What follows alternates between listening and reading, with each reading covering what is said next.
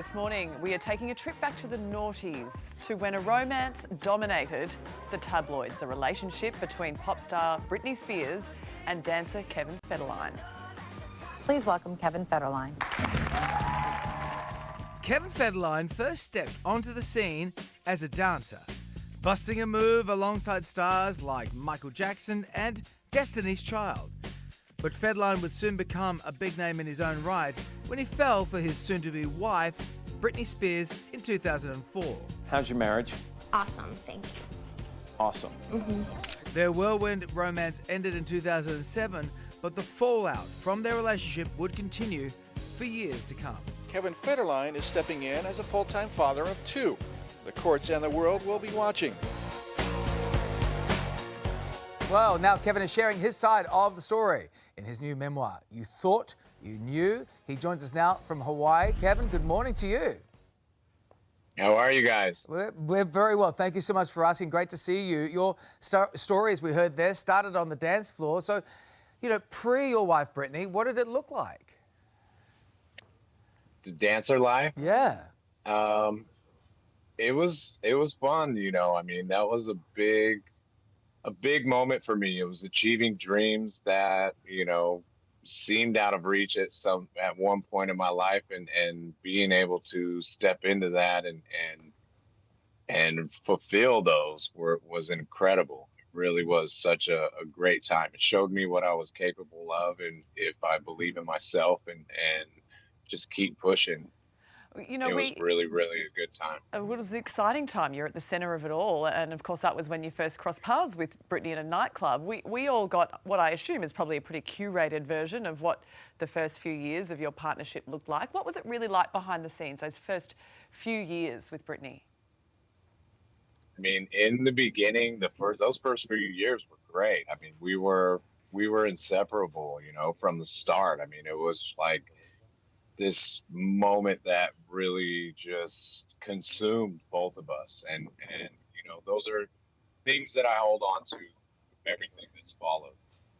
Well, and that's the thing, she's been back in the spotlight these last few years with those stories about her conservatorship, her actually getting out of that now. You have joined the chorus of support, concern for her.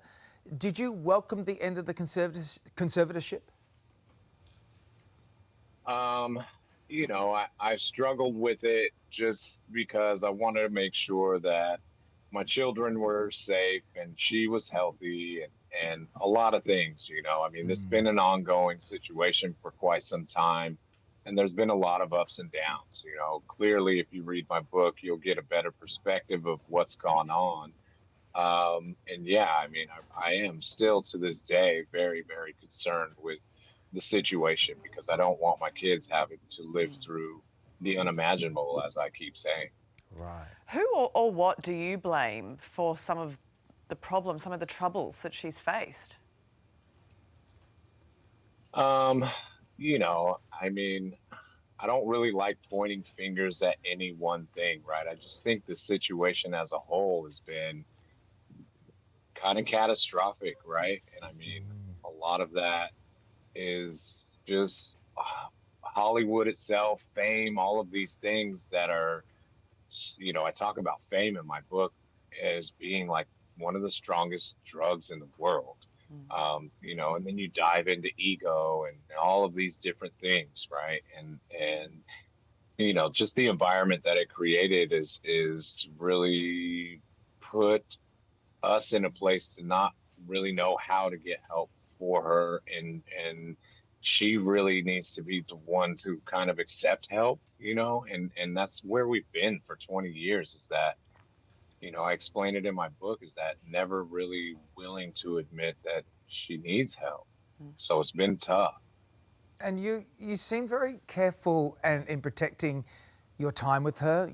This is the mother of your sons, and you seem really, and I think rightly so, trying to guard some of that. And she's come out recently and said that she feels demoralised by your book, which maybe speaks to what you're sort of hinting at a bit here.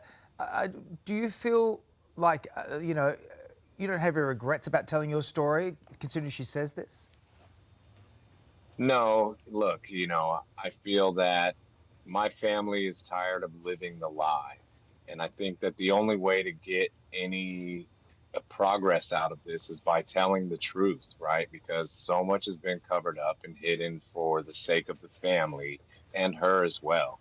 And I'm not trying to hurt her. That is not what's going on here. The last thing I would ever want to do is hurt the mother of my children.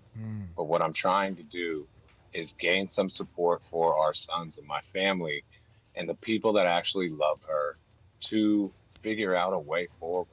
Because right now, I think it's, the clock is ticking, and anybody that can see, what's going on, even from the outside, I mean, you can tell that there's a dire need for something to happen in this situation and try to get some positivity out of this. I mean, do you speak to her? I mean, are you in contact with her or through the boys at all?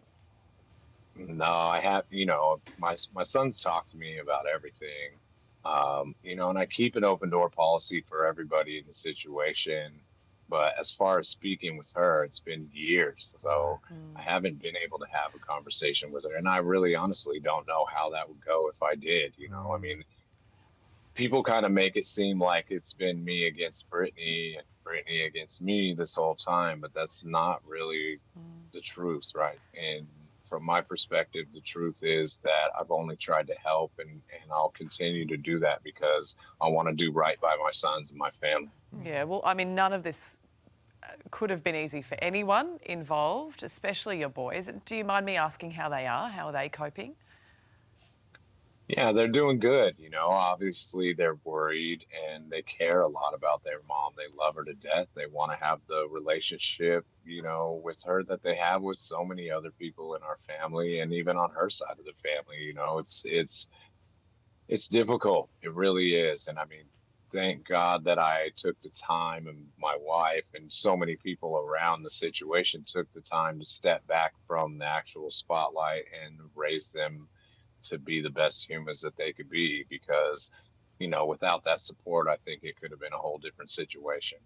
And moving forward, they're completely supportive of this. They want the truth out there. Like I said, the whole family is tired of living the lie and really want to do whatever's necessary to try and get help for her. You say living the lie. You said that a couple of times What now. do you mean by What do you that? mean by that? I mean, my life has kind of been told through a different lens, and all of these things that I talk about in my book, a lot of them are, this is the first time people are hearing it. So it's shocking, but these are things that have actually happened. And this is a very real book to me. It is a very real book. And what I'm saying is 100% true. And a lot of it's been covered up. And that's what I mean by living the lie, because you've been living the story that's been told from Britney and everybody else. And that's just not the truth. And my family is come to a point now where it's like, I don't want my children living in the shadow of this. I want them to be able to live their lives and know that their father took a stand and finally came out and said what needs to be said. And hopefully that will lead to something positive for everybody. Well, Kevin Federline, we appreciate your time. Thank you for joining us from Hawaii this morning. We appreciate it.